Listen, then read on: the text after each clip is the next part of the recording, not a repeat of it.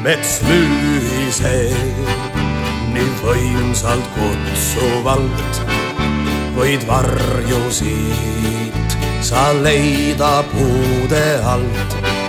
Kui kommunistid pimedamal ööl siin koodun tahtvad viia sunnitööl.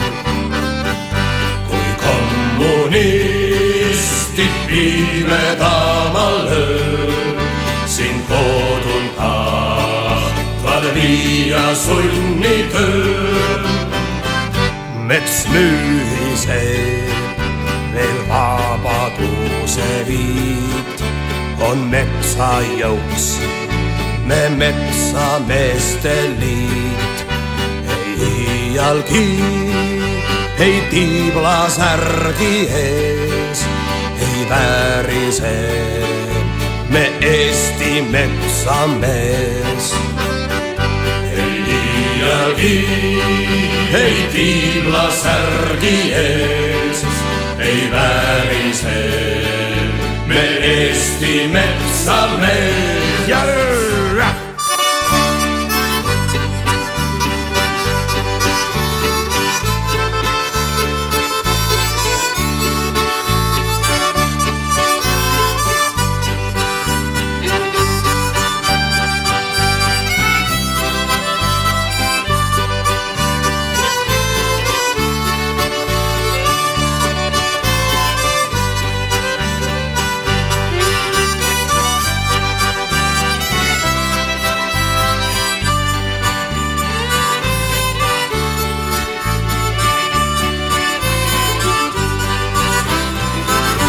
Mets mühiseb ja laulab kuulibrits ja tiibla põgeneb kui kaljukits ja kõrvus tal on lõikav surmatuul.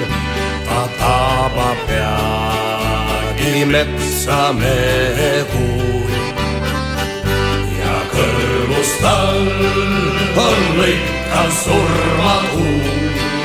Ta tabab peagi metsamehe kuul ja ongi kõik. Ahoi!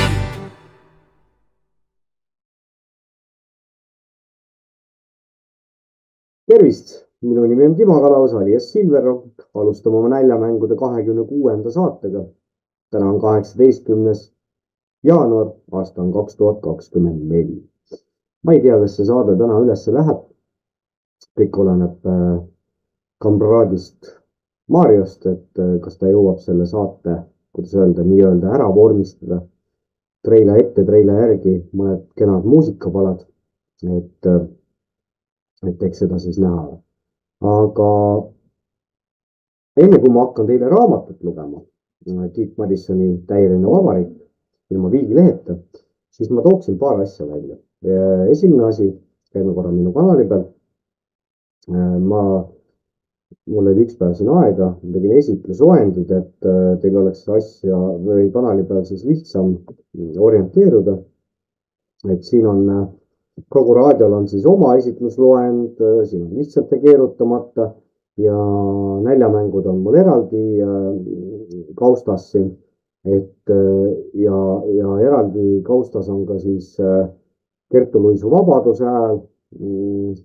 Raamatu lugemisega alustasin siis alates 16. näljamängude saatest, et siis saate neid raamatu lugemissaateid siit eraldi võtta, et ülejäänud saadetes ma olen siis näljamängudes ma olen siis seda Hullumaja palateid teile tutvustanud, kõik erinevad väljaanded, eks, aga enne kui ma raamatut lugema hakkan, ma tooksin siis veel välja sellise asja, et keegi Ando Tuivik Vaino väljast meenutades kummardanud selle eestimeelse mehe ees. See on nüüd ilmunud uutes uudistes. Okei, ütleme niimoodi, et mina, kes ma katsun elada põhiseaduse vaimus ja olen sõna- ja arvamusvabaduse pooldaja, aga teinekord on küll nii, et eks see kehtib ka minu kohta, kes kust mättu otsast vaatab, et teinekord parem ole vait ja ära ütle mitte midagi. Et nimetada nüüd siis Vaino väljast eestimeelseks meheks, ja vabaduse ja taasiseseisvumise eest võitlejaks. Et no andke mulle andeks. Ma viskasin, muidugi ma tean jah, et ei ole võib-olla viisakas ka, mees alles läks ära, aga viskasin ta Google'i otsingusse, võtsin siis Vikipeedia lahti. Noh, Vikipeedia, oi, mulle meeldib Vikipeedia. Et kes see Vaino Väljas siis oli? Võtame siis komsomoli ja partei karjäär. Vaino Väljas töötas aastatel 51 kuni 1980 EKP juhtivatel kohtadel. 1951 kuni 1952 Eesti Leninliku kommunistliku noorsooühingu komsomoli komitee sekretärini, Tartu Ülikooli riikliku ülikooli komsomoli komitee sekretärini. Küll olid ikka kuradi asutused. 52 astus NLKP-sse, saate siit ise siis lugeda, aga 71 kuni 80 oli ta siis EKP ideoloogia sekretär. Aga millele ma siit veel viidata tahtsin, oli see, et tsitaadid ja tsitaatide alt ma loeksin teile siis, noh, ma loen teile need ette, et te saate ise siis minna ja tutvuda nende asjadega. Õppimise kõrvalt tuli murda klassivaenlase vastupanu, tuli paljastada neid, kes rippusid veel vana küljes, tuli organiseerida kolhoose, Rahva Hääl 19. oktoober 1968. Eesti emigrandid on aktiivseteks abilisteks imperialistlike ringkondadele võitluses kommunismi teooria ja praktika vastu. Nemad katsuvad igat viisi levitada maailma avalikkuses väärinformatsiooni olukorrast Balti Liidu vabariikides. Nad on valmis igal väiksemalgi võimalusel teostama ideoloogilist diversiooni Nõukogude rahvaste sõpruse õõnestamiseks ja kodanlik natsionalistlike püüdluste edendamiseks. See on siis ilmunud 30. septembril 1972 väljaandes Teataja. Ja 88. juba ütles Vaino Väljas järgmist. Täna näeb rahva absoluutne enamus väljapääsu kujunenud olukorrast ühtemoodi.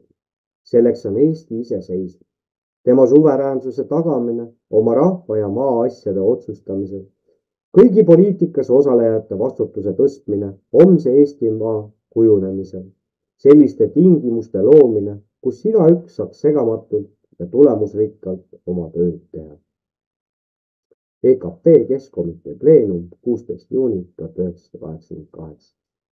Aga noh, jah, ütleme niimoodi, et mulle saatis kamraad meilile selle sama Ando Tulviku artikli Uutes uudistes ja ma ei saa öelda, mida ta rääkis mulle, sest nii roppa asju ma siin teile ette kanda ei saa. Nii, üks vihje veel, Pildiraadio kanal otsige YouTube'ist üles, pange jälgimise alla, tellige endale teavitused, olete asjadega kursis. On 3 tundi tagasi on üles pandud uus saade, kas meie ajakell saab 12. 3. jaanuari saate viskasin ka oma YouTube'i kanalile üles, et ei ole küll tegijate käest luba küsinud, aga ma loodan, et ega nad äkki ei pahanda ka. Selle viimase või tänase üles pandud saate ma kindlasti viskan ka oma YouTube'i kanalile ja need 2 naisterahvast, kes seal saates külalisteks siis on, et suurepärane töö, 2 tundi mõistlikku juttu ja ütleme selline keskmine inimene, tavaline inimene, nimetaks neid siis, massiinimene, nimetaks neid siis vandenõuteoreetikuteks, mina pigem nimetaks neid vandenõu analüütikuteks. Vot selline lugu, nii et otsige üles Pildiraadio. Pildiraadiol on tegelikult Kuressaare pereraadio oli siis, kohe ma näitan teile selle lehe ka ette. Kuressaare pereraadio koduleht, siit on võimalik siis need samad saated kõik takka järgi kuulata, siin läheb ajas tagasi aastasse 2021, nii et see koroona diktatuuri aeg. Et otsige siit jah, need vanad saated siis Kuressaare pereraadio lehelt ülesse. millegipärast Google annab teada, et see ei ole turvaline leht. Ilmselt on siis siin lehel Vene oht või mine tea, hakata äkki mõtlema. Vot sellised lood. Objektiivist jäi täna ka midagi põrutavat mulle silma. Kuigi teema on selline, et siin võib-olla põrutav ei ole üldse kohane sõna. Aga pealkiri on järgmine: kriitiline ülevaade. Tartu 2024 toob homoparaadi, träägetenduse ja ühissuudlemise. Tartu 2024 Euroopa kultuuripealinna programmist leiab mitmeid seksuaalvähemustele suunatud üritusi, nagu näiteks homoparaadi, träägetenduse ja homofilmifestivali. Samuti käsitletakse AIDSi temaatikat homokogukonnas, korraldatakse ühissuudlus Raekoja platsil ning viiakse saunades läbi arvamusfestival Alasti tõde.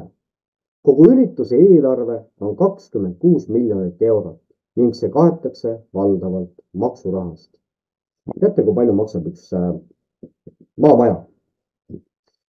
Mina ka täpselt ei tea, aga ma panin puusalt, 150 000 näiteks, 150 000 eurot ja jagasin selle 26 miljoni euroga ja sain 173 tulemuseks, oli vist jah.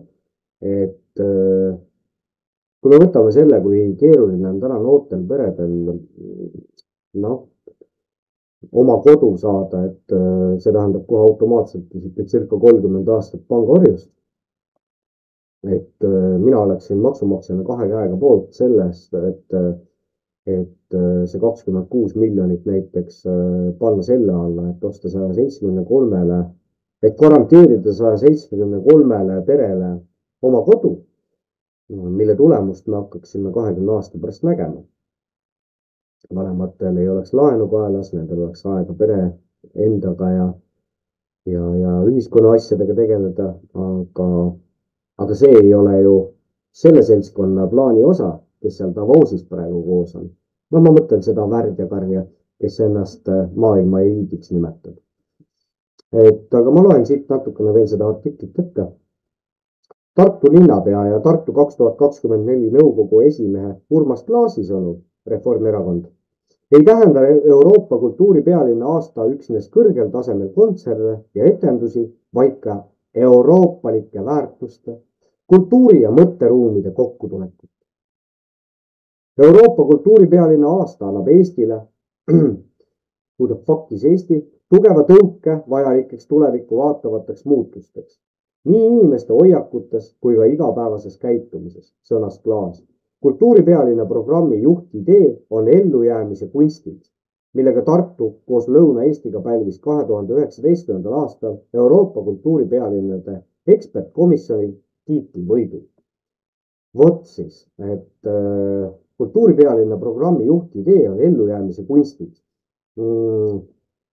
Kuidas on seotud ellujäämise kunst träägetendusega, homofilmifestivaliga, homoparaadiga, saunas läbiviidava festivaliga, arvamusfestivaliga Alasti tõde ja ühissuudlusega Raekoja platsil. Et ma läheksin selle koha pealt ikka väga räigeks kätt ära, et see Overtoni akna avamine muidugi käib siuke tasakesi, aga võib-olla lükkaks ta kohe prauhti lahti. Et miks piirduda ühissuudlusega? See seltskond, kes kõike seda korraldab ja organiseerib, et ühisseks, miks mitte, eks? See on räige, see on selliste asjadega, sellised asju ees saavad vedada ainult mandunud degenerandid. Jah. Heaolu ühiskonna mandunud degenerandid, nii ütles Einar Raidmas ühes loengus. Selle sama uudisega seoses, ma ei tea, kas ma julgen teile seda raamatut näidata. Julgen ikka, mina julgen. Friedrich Himmler, homoseksuaalsusest. Soetage endale, see on väga õhuke raamat, see on niisugune vihid. See on Himmleri kõne noortele sõduritele. Ma vaatasin, tegin teie eest selle töö ära. Postas on see hetkel 5 euroga saadava. Seisukord uus. Tellige see endale ja nautige. Vot nii, selle raamatu väljaandja on siis Haamer kirjastus OÜ. Ma isegi ei mäleta, kes selle taga oli, et selle mehega juhtus see, et ta saadeti Eestist välja ja tal on Eestisse sisenemise keeld. See vist eluaegne ei olnud, aga mingid teatud aastad ta ei tohi Eestisse tulla. Noh, mis sa teed? Jutumärkides nats, loll ja vene inimene, eks? Et vot sellised lood. Aga kui me juba Soodomast Gomorrast siin räägime, siis minuni on jõudnud üks dokument. Dokumendi, noh, ütleme siis pealkiri on i-hääletuse murekohad. See on siis interneti-hääletuse murekohad komisjoni ja ekspertide koostööst aruanne Gert Kingo 04.12.2019. Ma olen mõelnud, ma peaks teile selle algusest lõpuni ette lugema. See on vihje korras saadetud. Ja ma tooksin siit välja, et kes siis sellest arutelust on osa võtnud. Selline mees nagu Jan Villemson, kes minule teadaolevalt on süüdi mõistetud pedofiilias.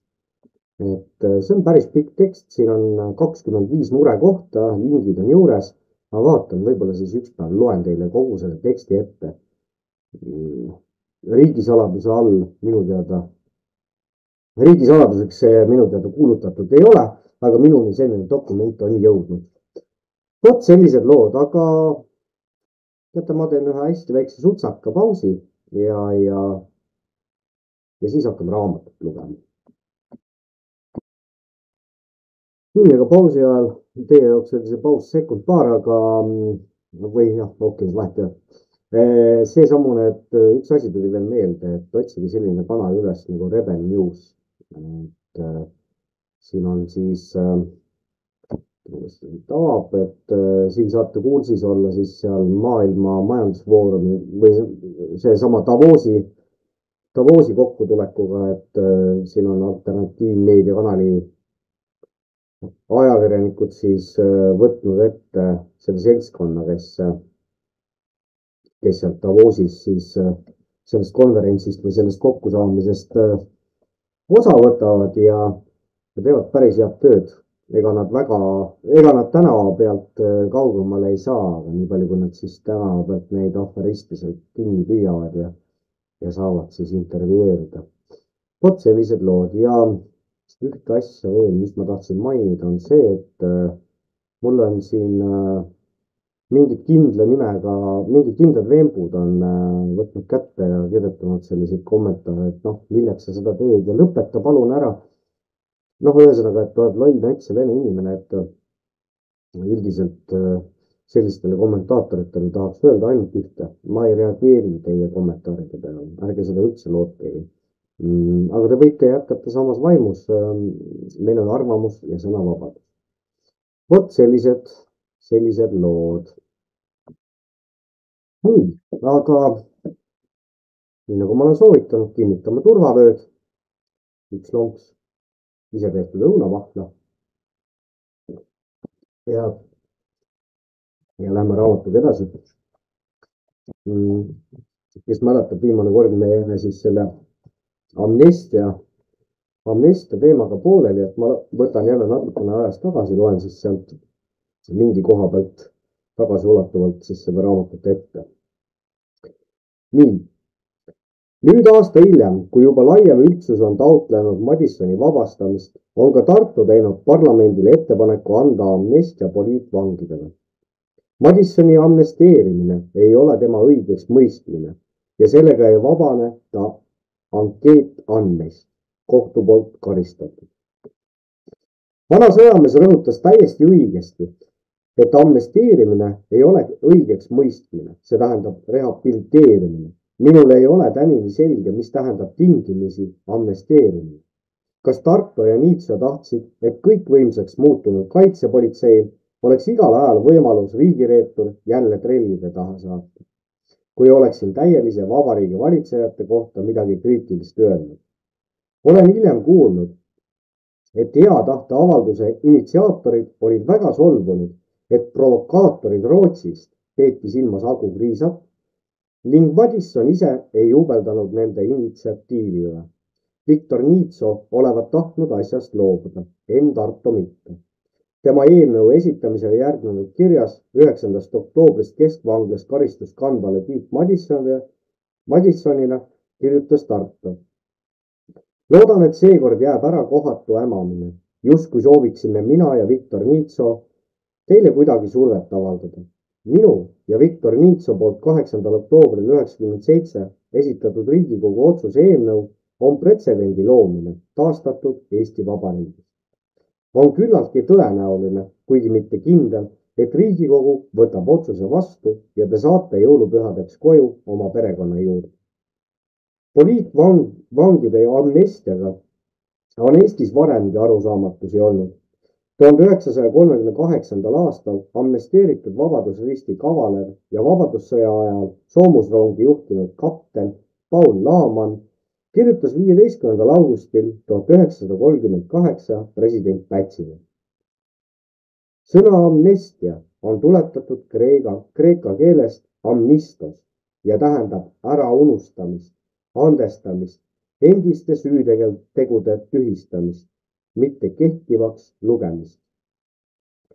Kuid kas see on andestamine, unustamine, tühistamine, kui osaline karistus edasi kestab teatavate õiguste äravõtmise kujul, aukraadide, aumärkide, aktiivse ja passiivse valimisõiguse mitte tagastamine ja nii edasi. See ei ole mingil tingimusel amnestia, vaid ainult karistuse määra vähendamine. Eevi Laaman kalbus Tõde ei põle tuleski ühe Eesti ohvitseri elutee ja sõjamälestused. 1993 lehekülg 238. Kusjuures see Tõde ei põle eluski tundub olevat päris hea raamat, peaks endale selle sebima. Siinkohal ma tahaksin teile öelda ka, et oske raamatuid endale, et ütleme niimoodi, et kui on mõni selline püha või asi, või sünnipäev, et minu käest küsitakse, et mida sa endale soovid, siis mina alati eelistan raamatuid. Vaatame, kas seesama Tõde ei põle tuleski on müügil ka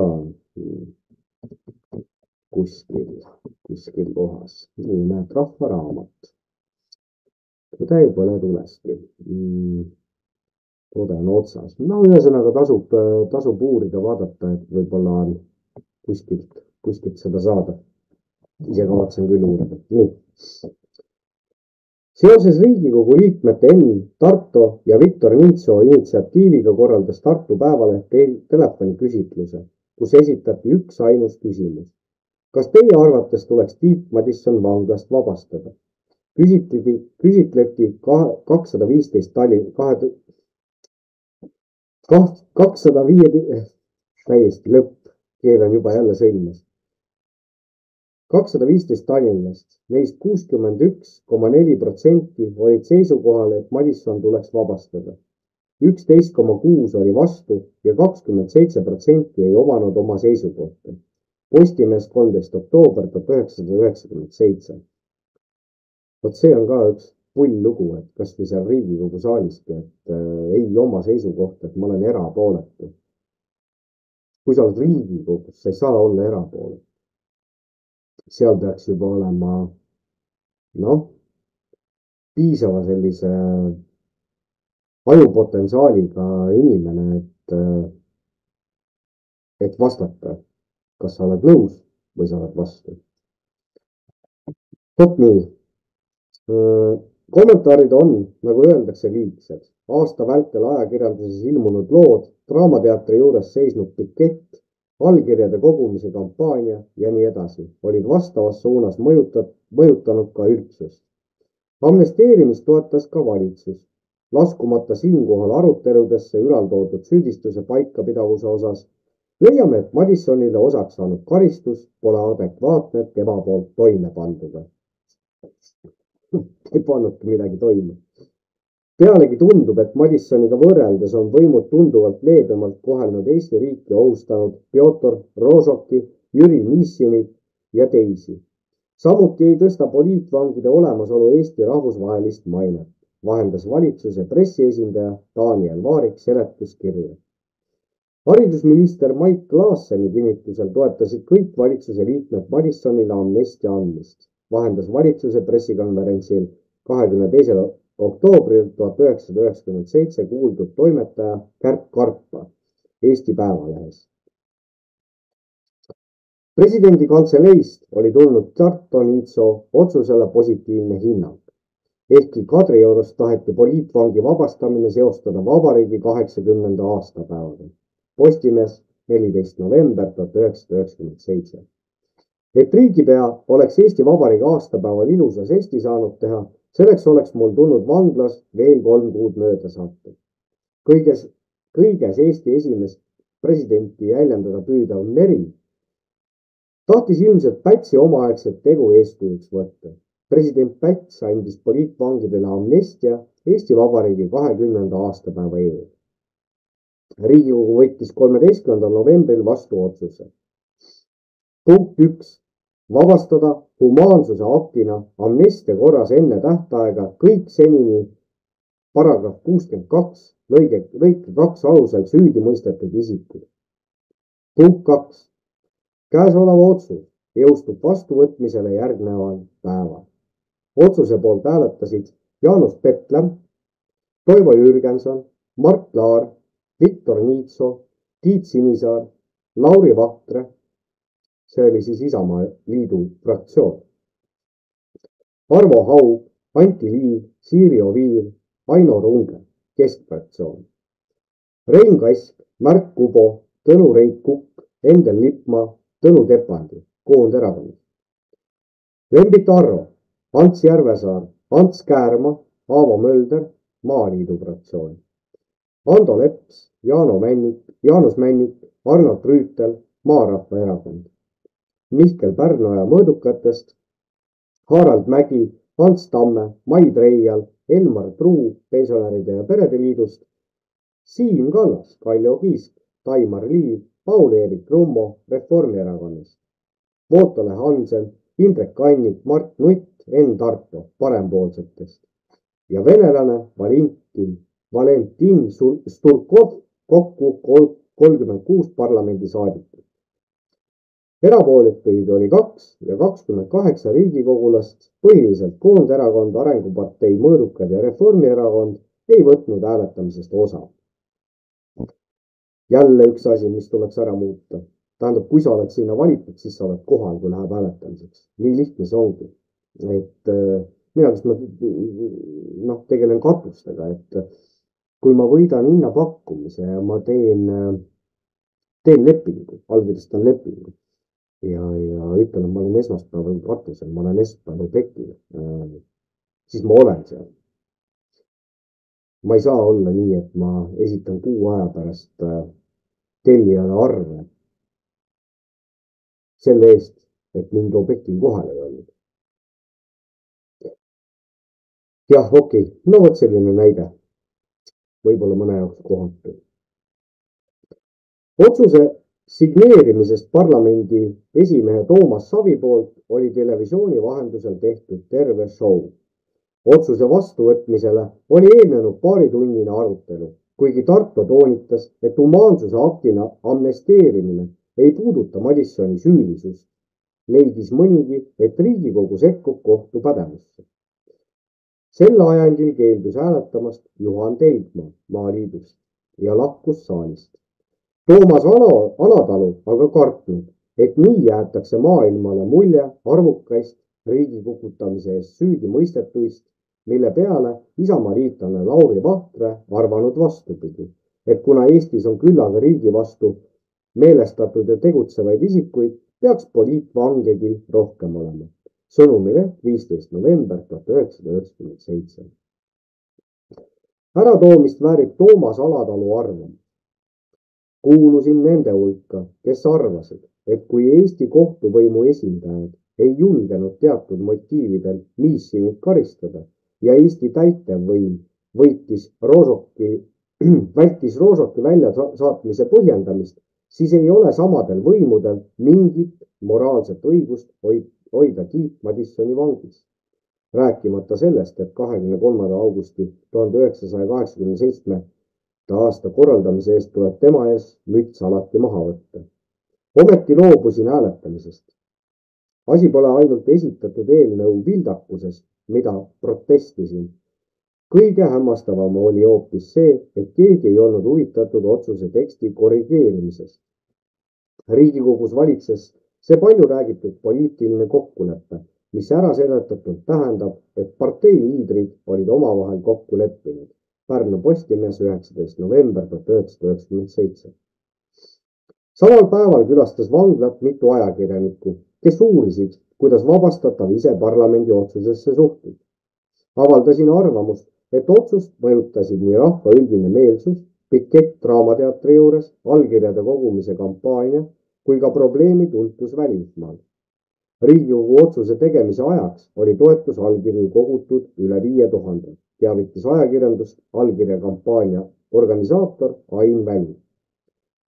Toetusallkirja andjate seas oli palju tuntud kultuuri- ja vaimuinimesi, nagu kirjanik Teet Kallas, näitlejad Anne Paluar, Eve Kivi, Eneken Priks, lauljad Väino Puura ja Urve Tauts, advokaat Monika Mägi, isegi mõni valitsuskoalitsiooni kuuluv poliitik, kultuuriminister Jaak Allik. Väärib äramärkimist, et oma toetusallkirja oli andnud endine KGB major Rein Tutt, kes oli minu uurijaks aastatel 1980 kuni 81. Ilmselt sai intelligentne KGB aru, et tema endise kliendi seekordne vangistamine oli ülekohtune ja totter. Ametnike ja selgrootute kirjaniku härrade nuhtluseks oli ka Viljandimaal elav kirjanik Vello Lattik, kes püüdis ärgitada Viljandimaa vallavanemaid ja Tartu kirjanike poliitvangi kaitseks petitsiooni kirjutama. Leidus ka poliitvangi vabastamise avalikke taunijaid, kellest tuntumaid oli Robert Lepikson ja Isamaa Liidu juhatuse liige Peeter Oles, kellest viimane leidis, et Madisson vihkab Eesti riiki. Seetõttu ei tohtivat vaenlast vangist vabastada. Olen tulutult püüdnud meenutada, missuguse panuse on ülikooli raamatukogu direktor Oles andnud iseseisvusliikumisse. Näiteks aastatel 1987 kuni 91, kes teab, võtku autoriga kontakti. Kardan, et poliitvangi vabastamist tauninu täielise vabariigi armastus tekkis sellest, et sai pisut ERSP-lasena ministrit panna ja kuulub nüüd kõikvõimsa ning end väljaspool seadust tundva nomenklatuuri hulka. Järgmise päeva hommikul olin valmis vangimaja väravast välja sammuma. Vabastamine aga kippus millegipärast venima. Käisin vangla kantseleis uurimas. Milles asi, et mind välja ei lasta? Olevat mingi segadus. Kuulsin, et kantseleis käib mingi tähtis nõupidamine, milles osalevad suured ninad riigiprokuratuurist. Väljas oli ootamas suur summ poolehoidjad koos ajakirjanikega. Aeg aga venis. 4:30 ajal õhtul tuli raamatukokku vangimaja direktor Peeter Näks ja teatas, et minuga on Riigikogu kurja nalja teinud. Paragrahvi 62 lõige 2 järgi ei ole kedagi süüdi mõistetud. Seega ei saa kedagi ka vabastada. Selline uudis mind muidugi ei rõõmustanud. Raadio edastas poliitvangis saatuse kohta iga poole tunni järel uudiseid. Raadiost kuulsin, et mul tuleb kuni detsembri alguseni uut otsust oodata. Kuna Riigikogu pidi nädal aega vahepeal puhkama, taipasin hästi, et kogu see jantlik segadus on tegelikult vesi minu veskile. Täielise vabariigi valitsejad suutsid jälle ämbrisse astuda ja ajasin üsna rahulolevana vanglaroobad jälle selga. Tuju tõstis veelgi administratsiooni esindajast raamatukogu ülemus Marina S., kes mind rahustas, et see, mis parasjagu sünnib, on Jumala tahtmine. Täiesti rahunenuna ja heas tujus läksin kaaslaste juurde ja hakkasin tegema ettevalmistusi õhtusöögiks. Lõmpisime parasjagu teiste vangidega võimurite üle, et küll on need meie valitsejad ikka lollid. Ei saa isegi nagu kord ja kohus ainsat poliitvangi vabastatud, mis tähtsamate otsuste kvaliteedist saab juttu anda. Selle tegevuse katkestas majandussalga Pärnu, kes lõõtsutades kohale traavides kuulutas. Kinniveetav Madisson koos asjadega vahtlasse.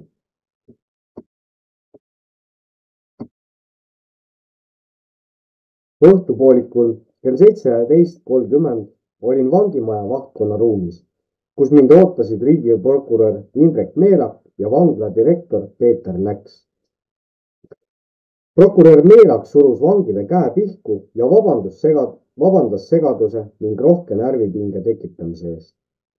Riigiprokurör ei unustanud mainimast, kes on selles segaduses süüdi. Süüdlane pidi tema arvates olema justiitsminister Paul Varul, kuna Riigikogu otsuse eelnõu käinud ka valitsusest läbi, aga justiitsminister ei teinud sellest parandust, lastes juriidiliselt vildaka projekti parlamendi ette. Ei oska arvata, kes oli tegelikult süüdi, sest pole siiamaani sellest aru saanud. Ametnike ja riigikogulaste jutud on väga vastuolulised. Vaevalt nad isegi teavad, kuidas oleks pidanud otsus olema sõnastatud. Vabanesin riigikohtunik Indrek Meelaku määruse alusel, mis tuvastas, et alates 24. jaanuarist 1997 kehtib 62. paragrahvi uus redaktsioon, mille teine lõige hõlmab endise 62. paragrahvi dispositsiooni. Seega tuleb ülalnimetatud amnestiat kohaldada Tiit Madissoni suhtes. Määruse määrav osa oli kategooriline. Vabastada keskvanglast karistust kandev Tiit Madisson viivitamatult. Viimase intervjuu vanglamüüride vahel andsin ETV uudistesaadetele Aktuaalne kaamera. Olin vaba. Järgmise päeva ajalehtedes ilmunud kommentaarid olid seadusandjale hävitavad. Tagatipuks selgus riigiprokuröri asetäitja Alar Kirsi jutu põhjal, et mind hoiti alates 24. jaanuarist 1997 vanglas ilma mingi aluseta, kuna järelevalveorgan ei olnud minu karistusparagrahvi pärast vastavat seadusemuudatust ümber kvalifitseerinud. Kui seadusandja 1996. aasta 18. detsembril 62. paragrahvi muutis, unustati sellega koos anda rakendusseadus, mille alusel oleks kohus saanud asja ümber kvalifitseerida. Seda pidas Alar Kirs seadusandja tegemata jätmiseks. 1992. aastal tehtud seaduste muutmisega olevat rakendussätted kaasnenud. Riigiprokuratuuris olevat 14. novembril koguni poleemika olnud, kas ma olen ära istunud Pärnu kohtu poolt ametiseisundi kuritarvitamise eest mõistetud ja riigireetmise karistusega liidetud 2 kuud. Postimees 17. november 1997. Ma pean selle koha uuesti teile ette lugema. Mõtleme nüüd selle kõige peale siis. Mis toimus? Järgmise päeva ajalehtedes ilmunud kommentaarid olid seadusandjale hävitavad.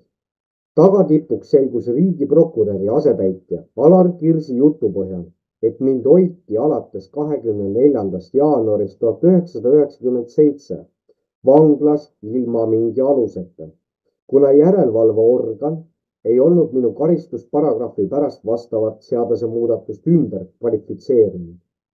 Kui seadusandja 1996. aasta 18. detsembril 62. paragrahvi muutis, unustati jutumärkides sellega koos anda rakendusseadus, mille alusel oleks kohus saanud asja ümber kvalifitseerida. Seda pidas Alar Kirs seadusandja tegemata jätmiseks.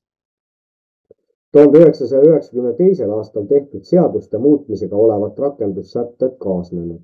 Riigiprokuratuuris olevat 14. novembril koguni poleemika olnud, kas ma olen ära istunud Pärnu kohtu poolt ametiseisundi kuritarvitamise eest mõistetud ja riigireetmise karistusega liidetud 2 kuud. Postimees 17. november 1997. See oleks muidugi asjale krooni pähe pannud, kui pärast amnesteerimist oleks mõni ametimees leidnud, et tuleb istuma hakata 2 kuud. 14. novembril tekkinud segadustes peab ajakirjanik Toomas Matson süüdlaseks õiguskomisjoni, kes oma koosolekul olevat Priit Aimla ja Viktor Niitso initsiatiivil lisanud otsusesse teksti lõike 2 alusel. Selle paragrahvi tolle lõike järgi pole aga Eestis kedagi süüdi mõistetud, sest selline lõige tekkis kriminaalkoodeksisse alles möödunud aasta detsembris, kirjutas kaitsepolitseile lähedal seisev ajakirjanik. Postimees 15. november 1997. Riigikogu süüdistamisele vastas Priit Aimla artikliga Kuni supp on veel soe, kus ta juhtis tähelepanu kriminaalkoodeksi 3. paragrahvile, mille järgi karistamisele kuulub ainult see isik, kes süüliselt on toime pannud käesolevas koodeksis ette nähtud teo. Aimla leidis oma loos, et kogu konk seisneb ühe kriminaalkoodeksi üldosa sätte ja muude seaduste kokkusobimatuses. Kes õieti kõrvaldatud ja kergendatud karistatavuse tehnilise operatsioone läbi viib, kelle käsul, loodetavasti kohus, aga kohtute seadusesse selline rida pole mahtunud. Laiemalt uurides ehmumegi, rakenduslik mehhanism on kahe silma vahele jäänud. Aga just seesama instants, kes peaks operatiivselt üles leidma tühistatud paragrahvide alusel süüdi mõistetud, olekski kohustatud läbi vaatama ja kooskõlla õiendama ka muudetud sõnastusega sätete ja lõigete sobivust vastavate kohtuotsustega. Nõnda oleks loomulik, et keskvangla dokumendid kajastavad varem määratuga samasisulist süüd täna kehtiva kirjapildi järgi, kirjutas oma loos riigikogulane Priit Aimla. Kuna kirjutis paljastas täielise vabariigi õigussüsteemist valitsevat segadust, ei pidanud ajaleht Postimees vajalikuks seda avaldada. Kahju.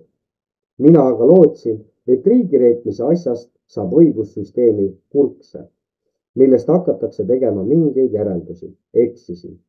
Siinkohal tsiteeriksin ainult üht libavabastamisel ajakirjanduses järgnenud 10 kommentaaridest. Nokk kinni, saba lahti, rahvajuttu meenutav õiguslik vaidlus Tiit Madissoni vanglast vabastamise üle pani krooni pähe Madissoni nimelisele näitemängule. Etenduse vaieldamatu võitja on Madisson ise ning Riigikogu liikmetel ja kõikvõimalikel asjameestel pole teha muud, kui endale tuhka pähe raputada. Iseloomustas vabastamise janti Tõnis Kons. Eesti Päevaleht 15. november 1997. Riigikogu tegemiste kohta sobib hästi üks hea venekeelne ütlus. Хотели как лучше, а вышло как всегда. Eesti keeles kõlaks see väljend, tahtsime paremat, aga kukkus välja nagu alati. No nii, nüüd algab siis järgmine peatükk. Eesti organ on kõikvõimas. Igal tõsiselt võetaval riigil on oma salapolitsei. Pärast taas iseseisvumist loodi ka Eestis riiklikku julgeolekut kaitsev organ, kaitsepolitsei. Seadusandja on riigisaladuse seadusega kaitsepolitseile andnud ülisuure võimu. Võrreldes 1994. aastal vastu võetud seadustega on 1. jaanuarist 1998 kehtima hakanud riigisaladuse seadus tunduvalt karmim niinimetatud riigisaladuste paljastajate suhtes. Võiks arvata, et tegu on superriigiga, kellel on ülisalajane ja võimas relvastus, mida teiste eest varjata. Samuti puudub informatsioon, et meie teadlased oleksid teinud mingeid peadpööritavaid leiutisi, mida kiivalt salastada tuleks. Kui maailma superriigis USA's muutub salajane teave automaatselt avalikuks 25 aasta pärast, siis arengumaade hulka kuuluvas Eestis võib saladuste pikkuseks olla 50 aastat ja ka siis kustutab salastatuse teavet valdav asutus. Jah, see oli 20 aastat tagasi kirjutatud raamat on see. Tänaseks me oleme jõudnud ikka, me oleme edasi arenenud. Nüüd on 75 aastat on see salastatuse aeg, et jah, areng. Riigisaladuse seaduse 3. paragrahv kuulutab riigisaladuseks riigikaitsealased tarned, teaduslikud, tehnoloogilised või majanduslikud küsimused, mis puudutavad riigi julgeolekut. Seetõttu ei tohi näiteks ajakirjandus kritiseerida Kaitseministeeriumis, kaitsejõududes ja kaitsepolitseis aset leidvaid võimalikke korruptsiooni või muid ebaseaduslikke juhtumeid. Ajakirjanduse sellist tegevust võib alates 1. jaanuarist 1998 pidada riigisaladuse reetmiseks. Riigisaladuse seaduse järgi tuleb salastatud teabele juurdepääsu loa saamiseks läbida totaalne kontroll, mida teostab mõni salapolitsei ametnik, kaitsejõududes peastaap. Ankeetandmed, mida kaitsepolitsei vajab, et kaitsta riigi julgeolekut, annavad silmad ette isegi omaaegsele KGB-le, sellele organile omase paranoiliku salastatusega. Lisaks tavalisele ankeedile, mida on täitnud iga välisviisa taotleja, nimi, sünni, elu ja töökoht ning passiandmed, tahetakse riigisaladusele juurdepääsu taotlejalt eriti üksikasjalikku informatsiooni sugulaste ja hõimlaste ning lähituttavate kohta. Kaitsepolitseile on tähtis teada, kus töötavad vennad ja õed ning nende lapsed, samuti loa taotleja abikaasa vanemad, õed ja vennad. Sel juhul, kui loa taotleja on teist korda abielus, ei jäta salapolitseid ükskõikseks eelmine abikaasa ega tema õed ja vennad. Eriline huvi on välismaal elavate sugulaste vastu, nagu omal ajal okupantide organilgi. Tuleb meelde tuletada kõik lähemad tuttavad, kes riigisaladuse juurde pürgijad suudaksid lähemalt iseloomustada. Kapol on samuti huvi, missuguste organisatsioonide või erakondade liige loa taotleja on või minevikus on olnud. Tuleb oma allkirjaga volitada kaitsepolitsei ameti töötajad saama enda elu ja tegevuse kohta informatsiooni. Täielise vabariigi riigisaladuse seaduse tegijad on suutnud ületada isegi okupatsiooniaegset miilitsate ankeeti toppuski saamiseks, mis oli tunduvalt lühem, vähem pealetükkivam. Enamus selle riigisaladuse seaduse tegijatest olid endised kõik, et hea kooli saanud. Riigisaladuse seadusest lähtuvalt ei saa ka valitsus korralikult oma tööd teha, ilma et peaks kõrvad lontis kapo ukse taga oma saatust ootama. Kas mõni minister on kõlblik või mitte riigi asju ajama? Valitsuse liikmetest on ainult peaministril õigus juurde pääseda dokumentidele tasemega salajane. Mõistmatu, kuidas on võimalik valitsusel riiki juhtida ning kollektiivselt selle eest vastutust kanda, kui neil teabe saamise õigus puudub. Kaitsepolitsei saab riigisaladuse varjus pugeda mitte ainult ministrite magamistubadesse, vaid ka kõikidesse riigiametitesse õigusega tutvuda kontrollitavas asutuses kogu kontrolliks vajaliku teabega. Seega võib ka kõige tähtsusetum kapo ametnik minna presidendi või peaministri juurde ja sundimatult huvi tunda, mis toimub. Kaitsepolitseile on antud ülisuured volitused, kontrollimaks kodanike lojaalsust riigile. Kuid paradoksaalsel kombel pole keegi kontrollinud kaitsepolitseid. Parlamendi juurde loodud kaitsepolitsei kontrollimise komisjoni arvates peab see organ omama kapo kohta informatsiooni ning kontrollima kaitsepolitsei tegevuse vastavust Eesti seadustele. Samas kurtis selle komisjoni tollane aseesimees Enn Tarto juba 2-3 aastat tagasi. Meie komisjon suudab kapo tegevuse seaduslikkust kontrollida üsna vähe, sest meie õigused on üsna piiratud. Sõnumileht 2. mai 1996. 15. oktoobril 1997 kurtis Enn Tarto Riigikogu ees riigisaladuse seaduse eelnõu number 629 arutelud, mis puutub aga kaitsepolitseinike ja nende juhtide kaadri lojaalsusesse, siis ma ütlen teile täie vastutusega, et seda ei ole korralikult mitte keegi mitte kunagi kontrollinud. Kõik on läinud isevoolu teed. See oli 1997. aastal. Pane Google otsingusse ja viige ennast kurssi, kui palju on neid, kes kaitsepolitsei endiseid töötajaid, kes on riigi vastase tegevuse või riigi reetmise eest süüdi mõistetud. Ma ütlen seda, et see oli nii ka siis, kui Isamaa oli võimul. Mingisugune vestlus kaitsepolitseiameti direktoriga oli, kus tema ise rääkis meile nii palju, kui ta tahtis ja mida tahtis. See ei ole mingi tõsine kontroll. Nii et kui riigisaladuste seaduses tahetakse veel midagi teha, siis tuleb kontrolli eriteenistuste üle kõigepealt paika panna. Kahjuks ei teinud valdavalt kommunistliku minevikuga riigikogulased vana poliitvangi ja vabadusvõitleja jutust väljagi. Riigisaladuse seadus, mis loob Eestis ülihead eeldused politseiriigi tekkeks, võeti Riigikogu poolt ühehäälselt 60 poolthäälega vastu. Ajakirjandus reageeris parlamendi vastutustundetule käitumisele kirjutistega, mis pealkirjastatud vägagi ühemõtteliselt. Salapolitsei riigi poole, politseiriik ilusa eurokesta sees, talse varjus diktatuuri poole ja nii edasi. Mõtlevad kodanikujulgust omavad inimesed taunisid diktatuurile rohelise tee teinud seadust ja selle valmisvorpijaid ning vastuvõtjaid väga karmilt. Tartu Ülikooli õppejõud Ivar Tallo kirjutas. Teiseks, valitsuse liikmed ja lugupeetud rahvasaadikud on andnud Kaitsepolitsei ametile blankonveksli jälitustegevuse seaduse rakendamiseks nende endi suhtes. Lisaks loa taotlemisel tehtavale julgeoleku kontrollile võib loa saanud isikut nüüd kontrollida ka juurdepääsuloa kehtivuse ajal ning 3 aasta jooksul pärast selle lõppemist. Inimlikult on arusaamatu, kuidas poliitikud on nõus sellise kaupa ametnike õigusega nende magamistuppa piiluda, nende kõnesid pealt kuulata ning nende kirju avada.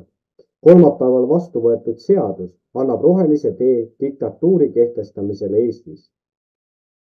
Selles on ühteviisi süüdi nii koonderakondlik koalitsioon, mis võimule saamiseks kasutas nüüd juba ammu naeruväärseks tehtud kompetentsuse loosungit ning ka opositsioon, kes ei ole suutnud selgeks õppida enda poolt reklaamitud vahikoera rolli. Postimees 25. oktoober 1997. Nimelt annab uus seadus Eesti salapolitseile peaaegu ainuvõimu, otsustamaks, kes kodanikest ikka saab juurdepääsu riigisaladustele ning kes mitte. Asi on läinud nõnda karmiks, et madalama tasemega riigisaladusele, salajane ja konfidentsiaalne, pääsevad isegi valitsuse liikmed ligi alles siis, kui neil on põhjendatud teadmisvajadus. Vajaduse aga otsustab kapo, kirjutas Aivar Jarne. Postimees 27. oktoober 1997.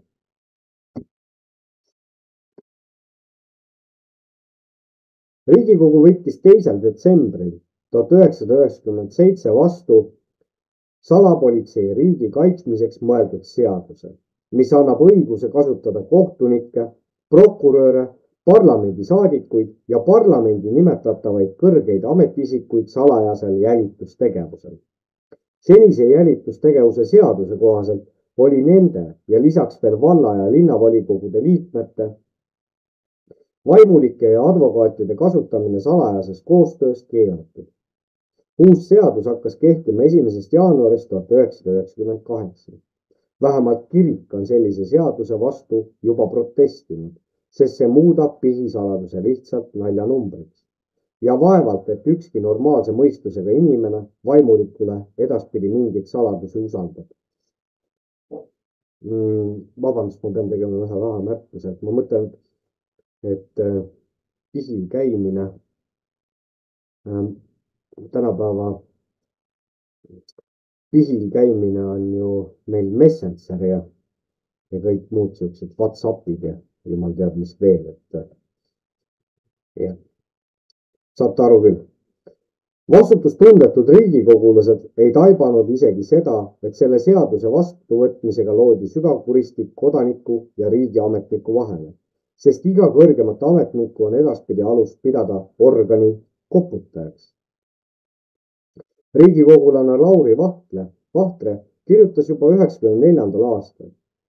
Tõsi on aga see, et hea parlament on selline, mis töötab hästi, võtab vastu häid seadusi õigel ajal. Ju oli siis õige aeg muuta Eesti politseiriigiks, kus vajalikul ajal on heade seadustega õige aeg tülikaks muutunud kodanikke represseerida. Eesti advokatuuri juhatuse esimehe Aare Targa hinnangul on jälitustegevuse seadus ainulaadne Euroopas. See lubab vaikimisvandega seotud advokaadil ja pihiisal panna kliendiga asju ajades diktofon käima. Advokatuuri üldkogu võttis vastu otsuse pöörduda Riigikogu, õiguskantsleri ja valitsuse poole ettepanekuga viia jälitustegevuse seadus mis piirab kodanike põhiõiguste ja vabaduste kaitset kooskõlla demokraatliku õigusriigi põhimõtetega.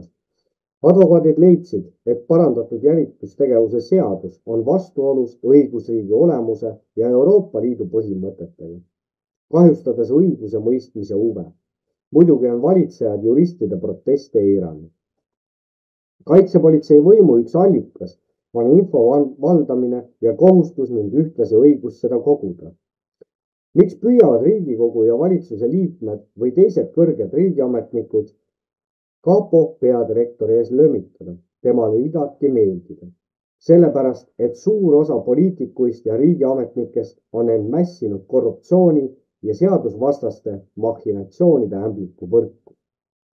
Kaitsepolitsei omab piisavalt teavet, mis võib peaaegu iga edasipüüdva poliitiku või kõrgametniku karjäärile risti peale tõmmata.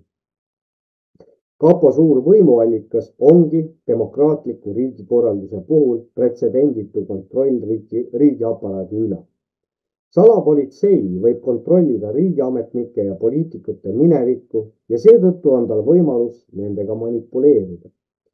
Näiteks võimukana näiv endine siseminister Robert Lepikson muutus kaitsepolitsei peadirektori täielikuks käealuseks. Seda seletatakse sellega, et aktsiaselts Avanteki rahaafääri, kuhu Lepikson oli mässitud, kajastavad dokumendid anti mais 1995 uurimiseks kaitsepolitseile. Mingit uurimist aga kapo läbi ei viinud. Uurimiseks esitatud dokumente hoiti seni kaitsepolitseis kuni väidetava kuriteo toimepanekust möödus 1997. aastal 5 aastat ja vahepeal siseministri toolile istunud endine Avanteki direktor Lepikson pääses süüdistuse esitamisest. Salapolitsei pealik asus manipuleeritava ministri abil ümber korraldama politsei juhtimist endale meelepärases suunas. Kõigepealt vabaneti Savisaare meheks peetud politseiameti peadirektorist Ain Seppikust. Vabanenud kohta pakuti kaitsepolitsei peadirektorile Jüri Pihlile. Pihl nõustuks kohta vastu võtma juhul, kui kaitsepolitsei ja politseiamet liidetakse, nagu see Rootsis on. Praegu pole sellest võimalusest enam räägitud, kuid mõni aeg tagasi oli see küll jutuks, kirjutas Eesti Päevaleht 29. mail 1997. Kuna kaitsepolitsei juhi unistus mõlema politseistruktuuri ühendamisest ei täitunud, otsustas kapo pealik jääda salapolitsei juhiks edasi. Uueks politseiameti peadirektoriks määrati Jüri Pihli endine alluv Võru miilitsapäevilt Harri Tuul. Aga nüüd loen selle koha uuesti edasi, et ta võib-olla ei jõudnud jälgida. Kuna kaitsepolitsei juhi unistus mõlema politseistruktuuri ühendamisest ei täitunud, otsustas kapo pealik jääda salapolitsei juhiks edasi. Uueks politseiameti peadirektoriks määrati Jüri Pihli endine alluv Võru miilitsapäevilt Harri Tuul. Pärast Ain Seppikust vabanemist vallandati politseiprefekt Aivar Toompere, kes asendati kaitsepolitsei peadirektori vana sõbra, senise Ida-Viru prefekti Helmut Paaboga. Nagu Harri Tuul töötas ka Helmut Paabo Pihli alluvuses Võrus. Vabaneti ka politseiameti peadirektori asetäitjast Priit Männikus. Seejärel liialt iseteadvast ja Pihliga vastuollu sattunud komissar Koit Pikaras. Siseminister Lepiksoni Pihlimeelsed kaadrimuudatused politseis läksid vallandatavatele makstavate kompensatsioonide näol maksumaksjale maksma 2 803 640 krooni. Eesti Ekspress 28. november 1997. Kaitsepolitsei peadirektori ühiskonna jaoks ohtlikeks muutuvaile ambitsioonidele teabemonopoli enda kätte haaramisel juhtis 6. juunil 1997 tähelepanu Eesti Päevalehe juhtkiri. Teine muutusi saatev hirm on kaitsepolitsei peadirektori Jüri Pihli kujunemine Eesti ühiskonna Edgar Hooveriks. Hoover juhtis aastakümneid USA föderaalset juurdlusbürood, sest suure hulga kompromiteeriva teabe valdamise tõttu ei hakanud tema peale ühegi presidendi hammas. Jüri Pihli puhul kardavad Eesti poliitikud samuti, et kaitsepolitsei peadirektor kindlustab end toimikute abil Toompuiestee 21 majas. Pihli lähima kaastöötaja Mati Eeriku pääs keskkriminaalpolitsei käsutuses oleva teabe juurde vaid õhutab seda pelgu. Eriti ohtlik inimõiguste garanteerimise seisukohast on kontroll kohtunikkonna üle. Kaitsepolitsei peadirektor annab presidendile nõu, kes kõlbab kohtunikuks, kes mitte. Kaitsepolitsei juhi soovitusel on kohtunikuks saanud ka need inimesed, kes Nõukogude Liidu okupatsiooni ajal otseselt osalesid vabadusvõitlejate ja teisiti mõtlejate represseerimisel. Sellised kaapole sobivad,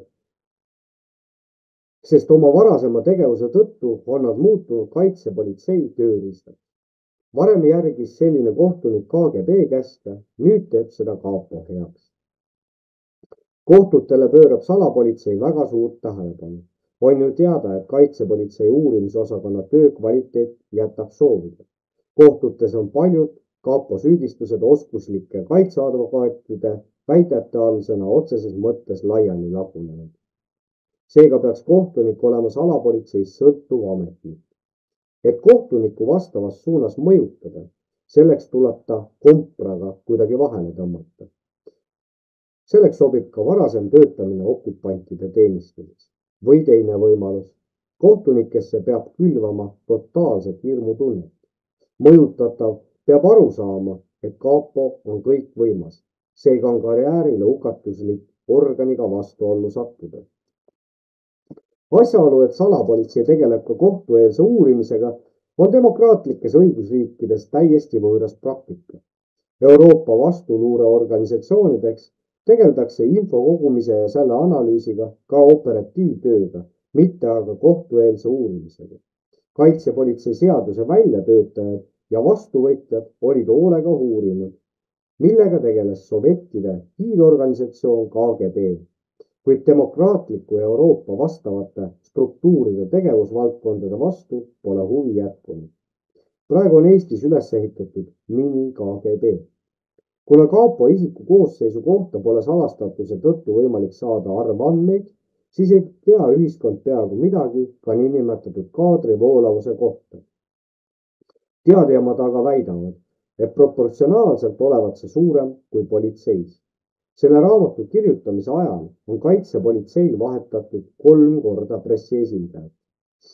Eesti kaitsepolitsei on saavutanud niisama suure võimu, kui oli KGB-l selle hiilgeaegadel juudispealiku Juri Andropovi juhtimise ajal. Enn Tarto ei ole põhjuseta hoiatanud, et Eesti kaitsepolitseil on rohkem võimu kui KGB-l Hrutšovi sulaajal. Sõnumileht 2. mai 1996 aastal. Kapo üllatavale sarnasusele Nõukogude Liidu repressiivorganiga on tähelepanu juhtinud ka Pärnu ajakirjanik Jüri Piirisild. Kaitsepolitsei tööst ja töömeetoditest ei tea üldsust praktiliselt vähematki. Kes seda ametkonda üldse kontrollib ja kuivõrd tõhus see kontroll on? Aina avalikumalt räägitakse kapo ning kunagise kurikuulsa KGB sarnasusest ja selge on, et ei kaitsepolitseile ega Eesti riigile niisuguste paralleelide tõmbamine kasuks ei tule. Pärnu Postimees, 4. juuni 1996. Nii, järgmine peatükk. Jüri Pihli tõus karjääriredel. Nõukogude okupatsiooni ajal töötas praegune kaitsepolitsei peadirektor aastaid esialgu autojuhina, seejärel inspektorina ENSV Siseministeeriumi operatiivteenistuse osakonnas, praegune operatiivbüroo, kus põhiliselt tegeldi varjatud jälgimisega. Ühe tolleaegse kolleegi jutu järgi oli Jüri Piht väga tagasihoidlike võimetega, keda soosis tollane osakonna ülem miilitsapolkovnik Kaasik, kes samuti oli pärit Saaremaalt ja tundis oma alluve isa. 1970. aastate lõpus oli skandaal, kui Moskvas saabunud kontrollijad leidsid, et operatiivniku isa oli sõja ajal teeninud Saksa armees, nõuti Pihli vallandamist. Moskva kontrollijaile esitati tõend, et Piht seenior on Saaremaal parteikomitee liige ja igati tubli nõukogude inimene. See päästis praeguse kapo peadirektori karjääri. Vahetult enne 1980. aasta olümpiamänge saadeti Jüri Piht õppima Leningradi erikooli kursustele, kus õpetati operatiivtööd nii miilitsaile kui ka KGB töötajaile. Olid algamas olümpiamängud ja Punaimpeeriumi organid vajasid lisakaadrit lääneriikides saabunud sportlaste, spordihuviliste, ajakirjanike ja teiste jälgimiseks ning jälitamiseks. Juriidilise hariduse sai ta Tartu Ülikooli kaugõppeosakonnas. Nõukogude okupatsiooni ajal püüdis KGB oma tööd igati salastada. Oli kombeks, et osa kutselisi KGB töötajaid täitis oma tööülesandeid teistes struktuuride ridades, miilitsas, passiosakondades, eri- ja kaadriosakondades, väliseestlastega tegelevas Veksas ja muud. Seetõttu on Jüri Pihli tollaste kolleegide hulgas levinud arvamus, et ka Pihl oli üks sellistest.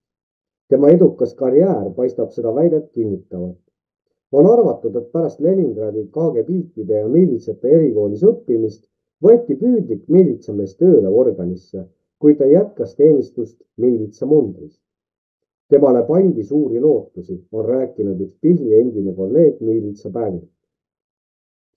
Jüri Piht pandi juhtima Inturisti hotelli Viru eriteenistust. Enne seda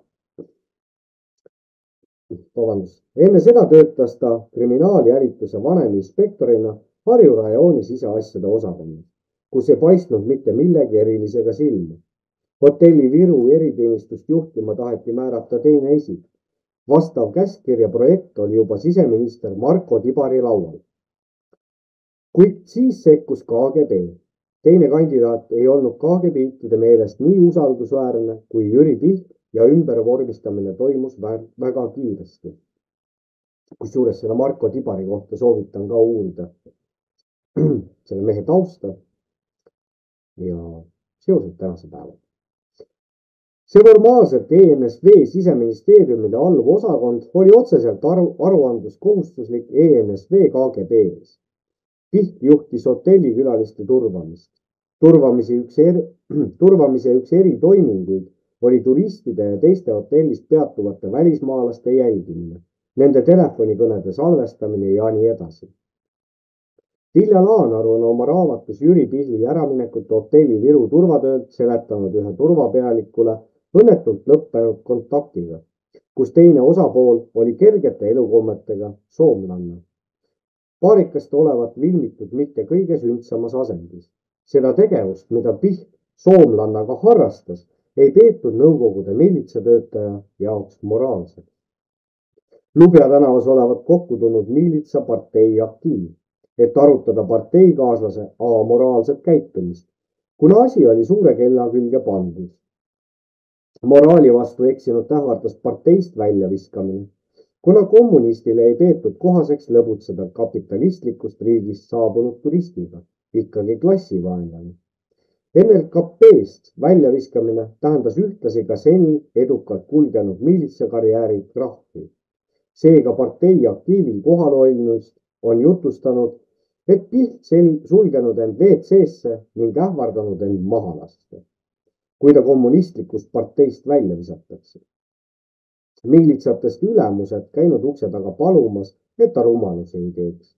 Pihli olevat päästnud kahe kõrge ülemuse soosing. Üks neist oli tollaaegne ENSV siseminister ja endine KGB töötaja Marko Tibar. Praegu juhib Eesti Panga turvateenistust. See oli siis aastal 1999. Teine siseministri asetäitja Vello Rikas, kes praegu juhib viinaäri Monoton. Vilja Laanaru Valguses ja varjus 1995. On arvatud, et Viru turvaülema filmimist korraldasid Jüri Pihli enda alluvad, et kiuslikust ülemusest lahti saada. Pihl ei ole Laanaru raamatus Valguses ja varjus 1995 toodud faktidele kuidagi reageerinud, kuigi riigi julgeoleku eest vastutava kõrge ametimehe ankeet peaks lojaalsuse koha pealt Eesti Vabariigile olema plekitud. nii, võtsin korraks guugeldada, Vanaraamatu lehel on see raamat täiesti olemas ja saadaval, see on Valguses ja varjus 1995, Vilja Raanaru. Et jah, 5 euroga. Pole paha. Nii, Võrus aktiviseerus 1987. aasta teisel poolel rahvuslikult meelestatud noorus. Korraldati mitmeid meeleavaldusi, mis andsid KGB-le ja miilitsale palju tööd. Tollane Võru miilitsale ei suutnud oma tööga rahuldavalt hakkama saada. Kuna situatsioon oli uudne, tuli arvestada Gorbatšovi glasnosti kampaaniaga. Ei saanud rahvuslikku noorust brutaalse vägivallaga maha suruda, nagu seda tehti 1980. aastal. Joodikust miilitsülem vahetati välja püüdliku Pihliga. Sellel kohal jätkas Jüri Pihli proteseerimist Marko Tibar, kes tõi oma lemmiku 1990. aastal pealinna miilitsasse tagasi. Tublisti oli vähenenud Võru noorte aktiivsus, kuna nende kõige energilisem juht Ain Saar oli välja saadetud Rootsi. Pihli jaoks õnnetult lõppenud inetust loost Virus oli möödunud mitu aastat ja lugu ammu unustuste hõlma vajunud.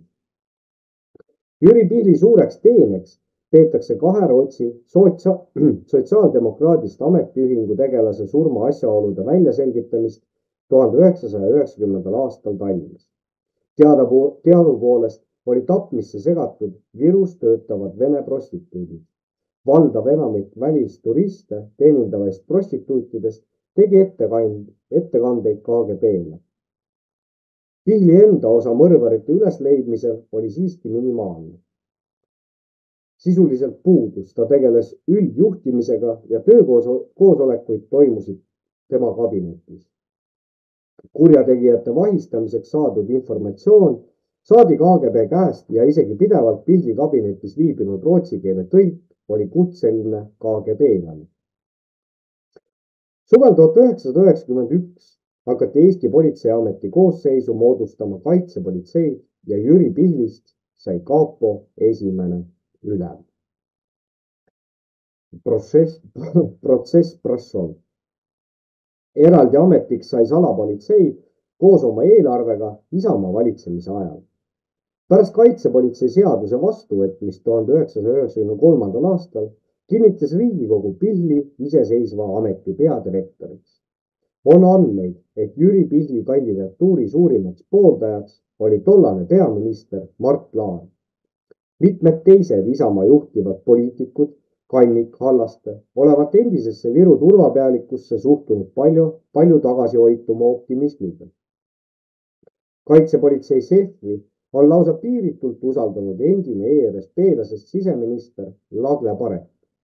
Aktiivsest poliitikast eemaldunud Parek suhtles oma jutu järgi kapo juhiga väga aktiivselt veel 1996. aastal.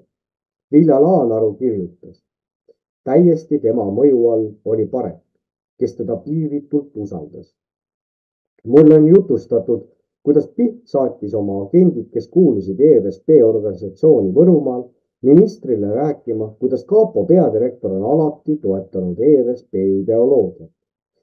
Jüri Pihli kohta on rääkinud Enn Tarton, et mees oskab ülemustele meeldida.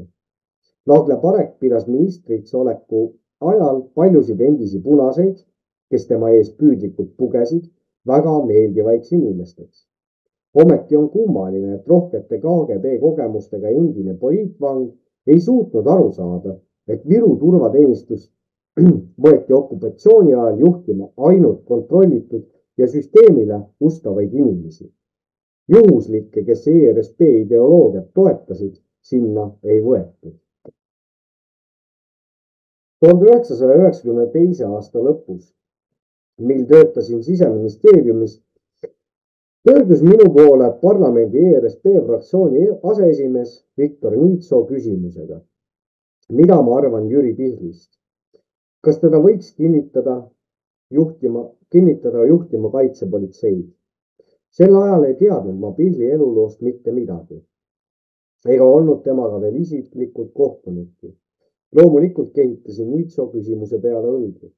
selge on see, et Jüri Piht määrati riikluse julgeolekule nii tähtsa struktuuri etteotsa täiesti kontrollimatult, nagu on eespool väitnud ka kaitsepolitsei kontrollimise komisjoni esimees Enn Tarto. Juba aastaid hiljem, see oli 1995. aasta algul, sain ma Jüri Pihli proteseerimisest kuulda huvipakkuvat ja ühtlasi väga ärevaks tegevat infot. Kuuldu pärines ühelt endiselt KGB-dilt, kes pärast KGB tegevuse ametlikku lõppu Eestis 1991. aastal asus tegutsema väikeettevõtjana. Ta oli väikese töökoja kaasomanik ja ühtlasi töömees. Endine organi ohvitser oli töötanud KGB 5. osakonnas ja värvanud 80. aastate algul kaastööle ühe teadusliku instituudi tollase kaastöölise. Värvatu oli korda saatnud mingi eksimuse, mille eest oleks okupatsiooniaegsete seaduste järgi laagrisse võidud saata. Sekkus KGB, kes pakkus alternatiivi. Mees nõustus. Sama mees pääses Isamaa nimekirjas Toompeale. Objektiivsuse huvides tuleb märkida, et KGB kaastööliseks värvatud mees ei kuulunud nii-öelda ideeliste hulka. Organi abiline, kes sai pseudonüümiks Daniel, oli olnud vägagi loid oma kaastööliste kohta informatsiooni andmisel ja kadus 1980. lõpus, kui algas laulev revolutsioon. KGB silmapiiril. 1992. aasta lõpus otsiti endine KGB töötaja üles ja meenutati talle, et tal oli kunagi Danieli nimeline abiline.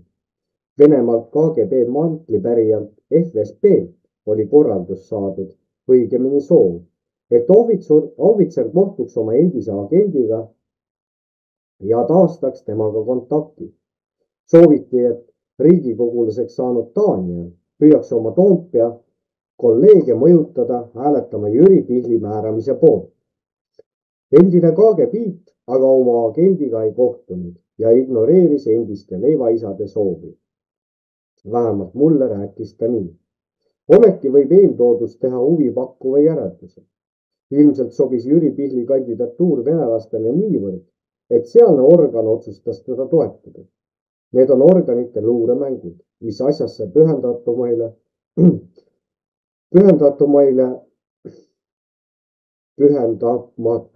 mõistmatuks kipuvad jääma. Keel on jälle nii sõnnes.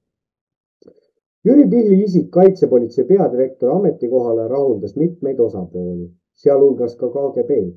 Ühe endise julgeolekulase sõnul oli KGB-l kaitsepolitseiga kokkulepe, mille järgi kohtub Pihliga aeg-ajalt viimane ENSV KGB ülem kindral Rein Siller. Ma loen selle lause ühe korra veel. Jüri Pihli isik kaitsepolitsei peadirektori ametikohale rahuldas mitmeid osapooli, sealhulgas ka KGB-d. Ühe endise julgeolekualase sõnul oli KGB-l kaitsepolitseiga kokkulepe, mille järgi kohtub Pihliga aeg-ajalt viimane ENSV KGB ülem kindral Rein Siller. Kaadripoliitika organis. Aastal 1991 kui kaitsepolitseid alles loodi, püüdis sinna tööle pääseda mitu rahvuslikult meelestatud noort meest. Mõnel läks see korda, mõnel mitte. Mulle rääkis tuntud vabadusvõitleja ning poliitvangi Endel Ratase poeg Artur, kes samuti püüdis loodavasse kaitsepolitseisse ideelistel kaalutlustel tööle pääseda järgmise loo. Artur Ratas viis kaposse avalduse, mis peale tal soovitati 2 nädala pärast tagasi tulla, et vastust saada. Määratud aja möödumisel tabas rahvuslikult meelestatud noormees suur pettumus. Kapo ülema jutu järgi olnud kaitsepolitseinikuks saada tahtva noormehe isa Endel Ratas ENSV ajal poliitilise tegevuse eest karistatud. Seetõttu Artur Ratase kandidatuur ei sobivat. Kaitsepolitsei ei tohtivat tegeleda poliitikaga. Kuna Kapo kaastööliseks kandideerija isa oli poliitilistel põhjustel okupatsiooni ajal represseeritud. Sellel põhjusel tema poeg ei sobi. Jüri Piht suutis iseseisvusvõitluses 1987–90 aktiivselt osalenud noormeest vapustada.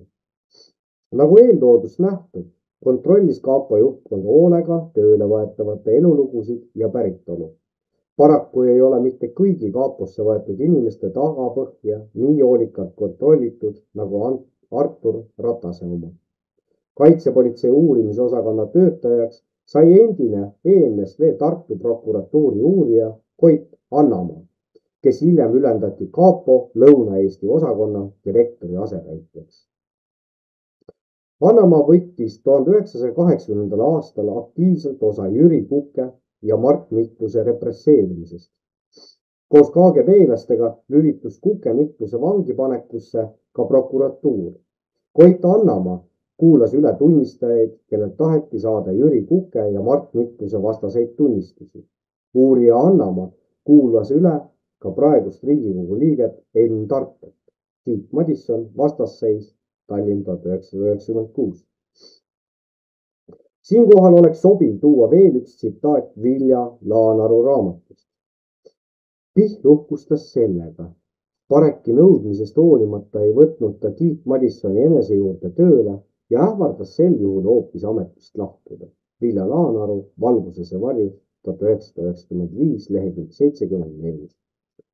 Mul oli siseminister Lagle Parekiga 1992. aasta lõpus tõesti jutuajamine kaitsepolitsei tööst ja vajadusest rohkem teada saada, mida kujutas ja kujutab endast KGB ja kuivõrd jätkab organ tegutsemist iseseisvunud Eestis.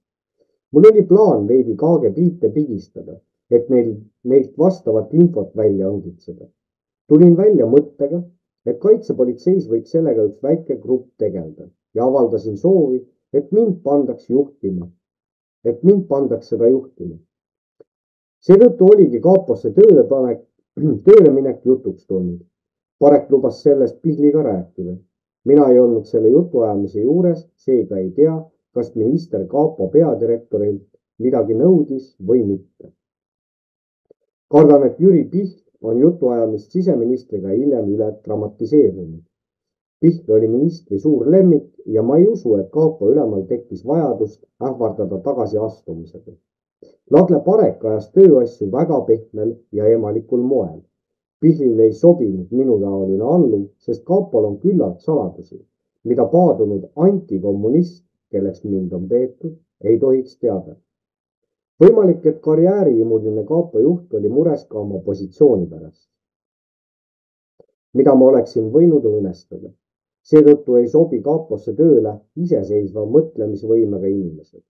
Ühelt endiselt kaitsepolitseinikult kuulsin, et Kaapo peadirektori väärtushinnanguteks on töötaja lojaalsus temale, mitte Eesti riigile, alles seejärel professionaalsed oskused. Peale kõige muu peetakse Kaapot ühe inimese poolt juhitavaks struktuuriks, sest organi kõikvõimas juht oma alluvaid eriti ei usalda. Isegi pastakate jagamine on olnud isiklikult Pihli otsustada, ironiseeris Eesti Ekspress. Kaitsepolitsei juht ei ole varjanudki, et tema asutuses leiab tööd kümmekond endist KGB ohvitseri. Endiste KGB-laste töötamine kaitsepolitseis tekitab paksu verd. Ajal, mil ligikaudu 500 endist ENSV KGB ohvitseri ja 10 000 KGB-ga kaastööd teinud inimesed peavad viima 1. aprilliks Kaaposse ülestunnistuse, et mitte riigiteataja häbistavasse nimekirja sattuda, võivad nad raske südamega Toompuiestee 3 koridoris oodates kokku saada endise kolleegiga Pagari tänavalt, nüüdse Kaapo töötajaga, kirjutas Eesti Ekspress 9. veebruaril 1996. Eesti riiklikku suveräänsust kaitsvas salapolitseis töötasid 1996. aastal järgmised KGB töötajad. Vladimir Veitman, Valeri Titov, Uno Puussepp, Aleksander Repkin, Tatjana Valkpah, Aleksei Posledov, Vladislav Breitlov ja teised. Eesti Vabariigi valitsus on neile vene ja juudi rahvusest endistele KGB-tidele, kel kodakondsus puudus, selle loomulikult andnud eriliste teenete eest. Endisi KGB-te hakati organisse tööle värbama Mart Laari isamaaliseks kutsutud valitsuse ajal. mil siseministri koht kuulus ERSP-le, Parek Arikke. Sel ajal tehti endiste KGB-laste töötamisest kaitsepolitseis riiklik saladus, millest üldsus ei tohtinud midagi teada. Huvitav oleks teada, kas Laar ja Parek võtsid endale julguse garanteerida endise Nõukogude Liidu repressiivorgani töötajate lojaalsust Eesti Vabariigile. Täiesti hullumaja, ei nii?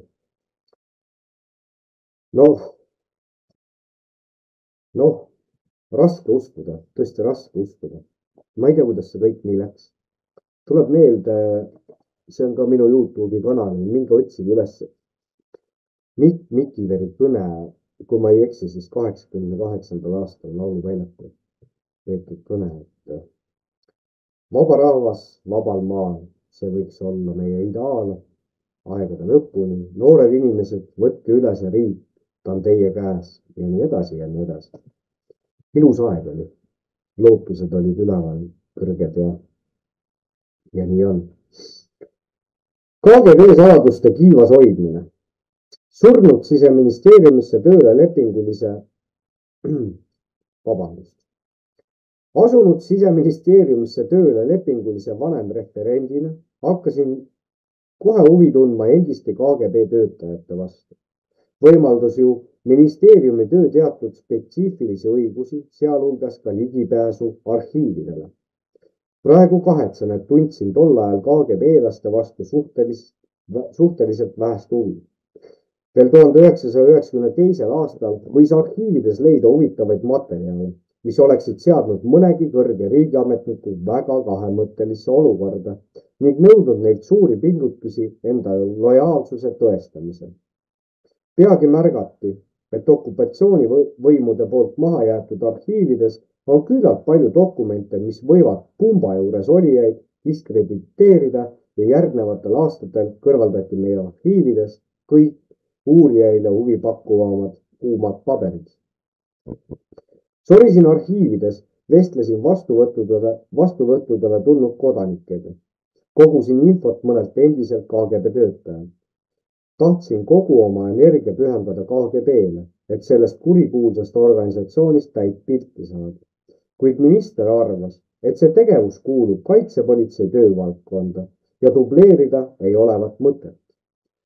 Vestlusest Kapo peadirektori asetäitja Holger Sigurdiga jäi mulje, et meie kaitsepolitsei KGB asjadega 1992. ja 1993. aastal praktiliselt ei tegelenud.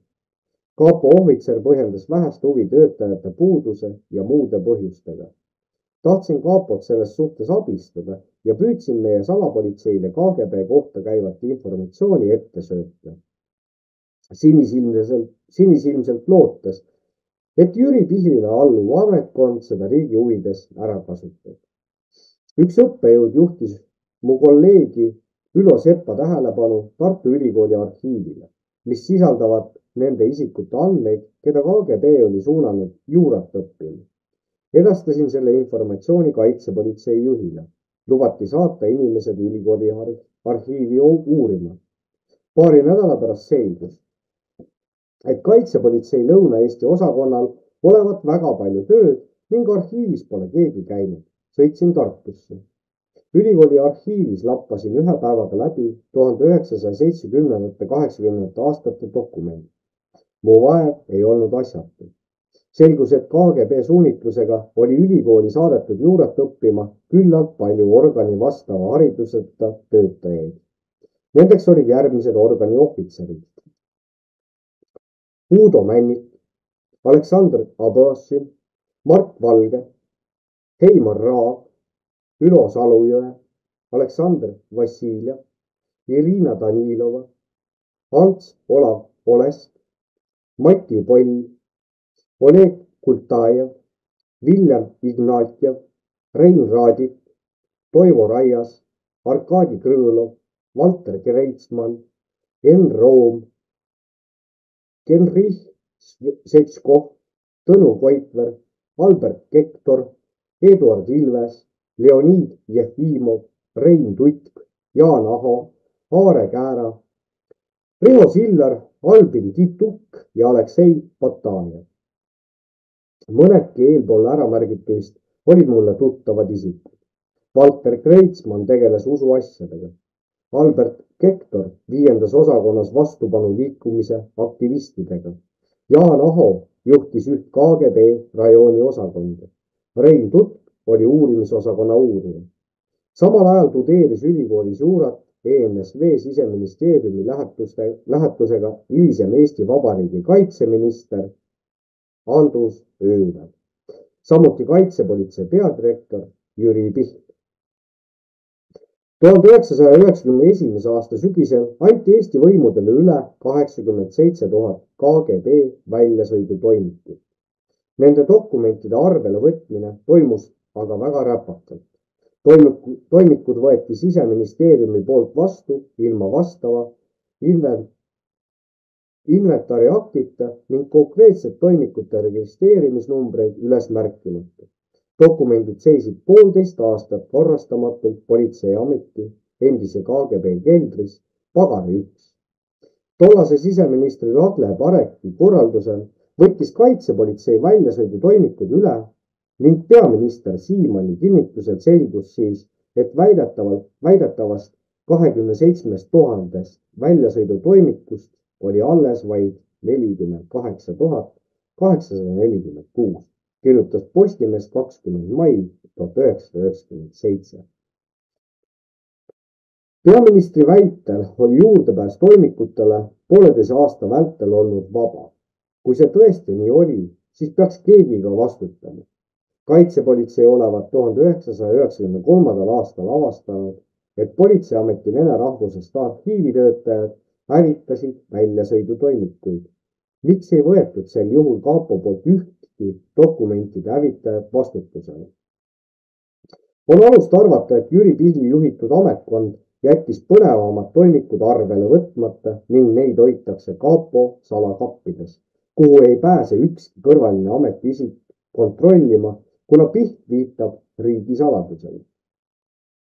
Ja kujutage ette, et seal kaitsepolitsei kapis on tänase päevani need toimikud ja üks osa sellest seltskonnast, kelle nimed seal nendes toimikutes on täna võimul. Ja see on fakt.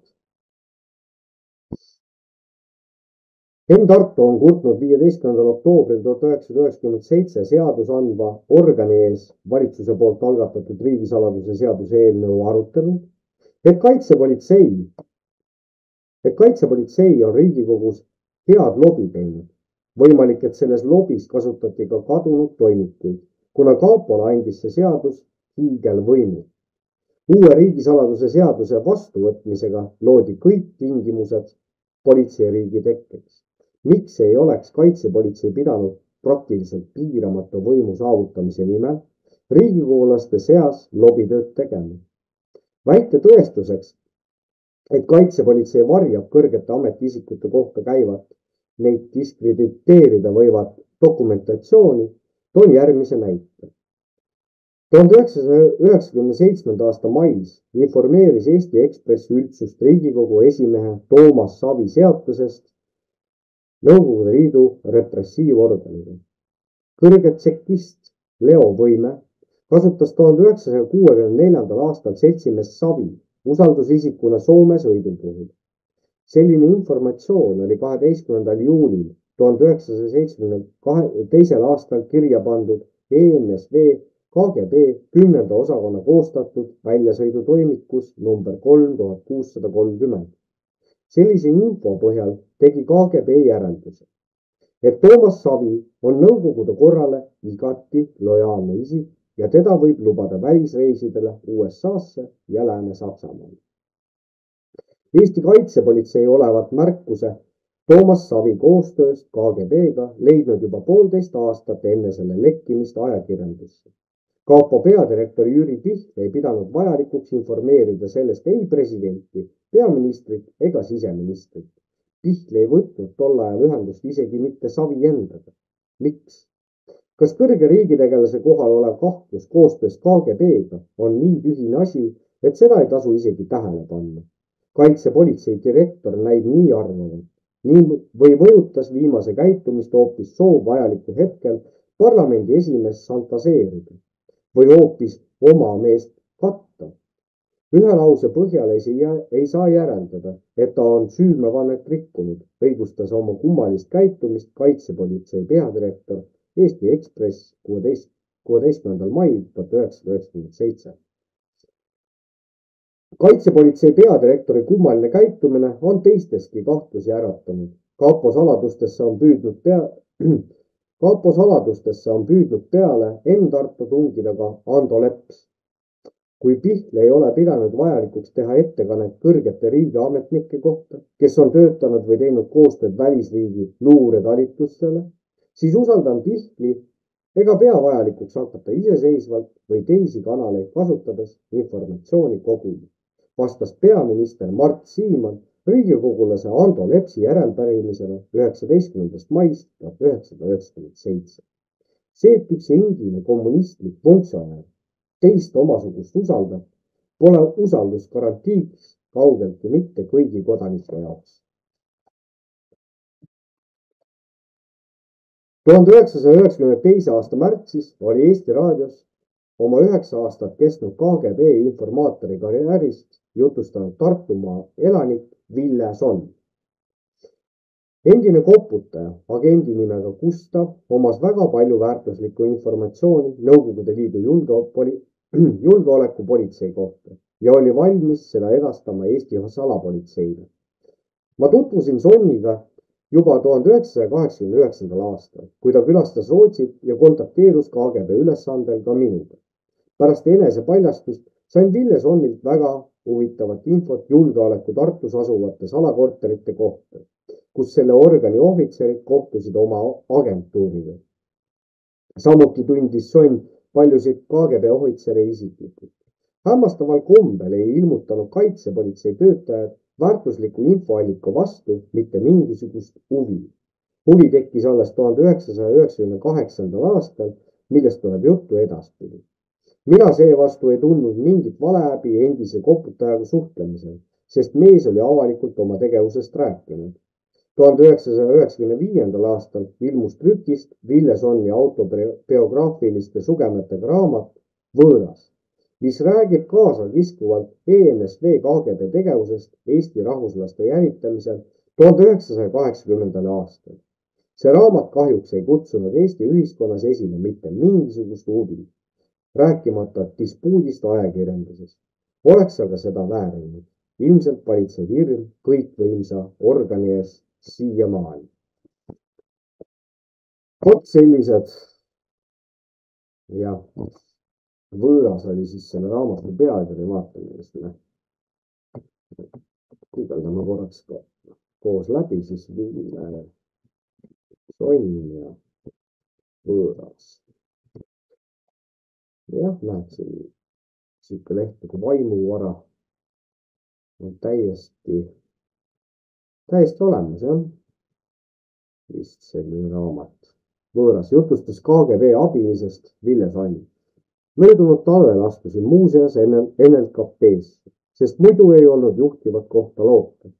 Partei jättis mu ükskõikseks, aga juhuks, kui keegi minult midagi poliitilist peaks küsima, pidin ma endale NLKP kohta põhjenduse valmis mõtlema. Astusin NLKP-sse sellepärast, et parteis oleks rohkem ausaid inimesi. Osaliselt see nii ju oligi. Osalt aga petsin ennast, tahtsin vaid juhtivat kohta saada. Kas mul õnnestub juhtival tööl ausa iseloomuga midagi paremaks muuta? Igatahes proovida ma seda tahtsin. No vot selline lugu. Okei, ja natuke rohkem kui 1,5 tundi on täis. Lõpetaks tänaseks siis ära, vaatame, mis järgmine kord saab, et tegelikult neid, ütleme, uudiseid võiks ka ju lugeda. Maailmas ikkagi toimub asju, aga kohe kuidagi ei saa vedama selle koha pealt, et ma olen mõelnud tegelikult selle peale, et võib-olla peaks seda uudiste ette lugemist või rääkimist, mis maailmas toimub, üksi tegema üldse, aga ma ei ole leidnud ka enda kõrvale kedagi, kes oleks nõus koos minuga tegema, et oleks tore lobiseda kellegiga koos ja analüüsida nii-öelda erinevaid teemasid, aga vaatame, mis tulevik toob. Igatahes, mis siin ikka, peame vastu ja järgmise korrani.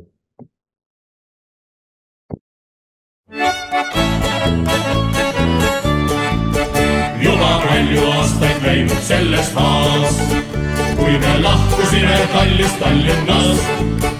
Kes meist rongi peale astus, igal viinapudel taskus, leiud viinaga või teele saatsi maa. Palju raskust, kannatust ja piina peavad sõdurpoisid üle elama. Meile armastab ta muusikat ja viina, ilma selleta ju sõdur olla ei saa. Ei saa, 2-3 päeva kestis meil see lõbus sõid. Poisid naljatasid, vahest viina jäid. Läti neiukeni kena eksis vagunisse ära, Eesti poiste käest ta õpetusi sai. Palju raskust, kannatust ja piina peavad sõdurpoisid üle elama. Meile armastab ta muusikat ja viina, ilma selleta ju sõdur olla ei saa. Ei saa, koduks sai meil jäänud see hotell. Lumehange otsas norskas iga sell. Selges ainult tõstis nina, lasti pähe tuld ja tina. Iga omaduse sai nii tark kui loll. Palju raskust, kannatust ja piina peavad sõdurpoisid üle elama. Meile armastab ta muusikat ja viina, ilma selleta ju sõdur olla ei saa. Ei saa, Venemaal on kõik ja läinud kuusepuu. Naistest järel jäänud ainult nahk ja luu. Ühe aisaga nii pandid elu majal nagu punkrid maja poole saati maasse palunuu. Palju raskust, kannatust ja piina peavad sõdurpoisid üle elama. Neile armastab ta muusikat ja viina, ilma selleta ju sõdur olla ei saa. Ei saa, haigla elu meil vaid ainult kiitma peab. Oma kohustust meil igaüks ju teab. Puhkamiseks anti toitu, tonnid seati paika ilu hädas, meil aitas ämmamoor. Palju raskust, kannatust ja piina peavad sõdurpoisid üle elama. Meile armastab ta muusikat ja viina, ilma selleta ju sõdur olla ei saa. Ei saa, aga kui sa oled terve nagu pull, neiud siis sul kohe jälle meeles on. Kui sa kallin mind veel ootad, viinaga mind vastu võtad, siis mu süda ei tuksub sinule. Palju raskust, kannatust ja piina peavad sõdurpoisid üle elama. Meile armastab ta muusikat ja viina, ilma selleta ju sõdur olla ei saa.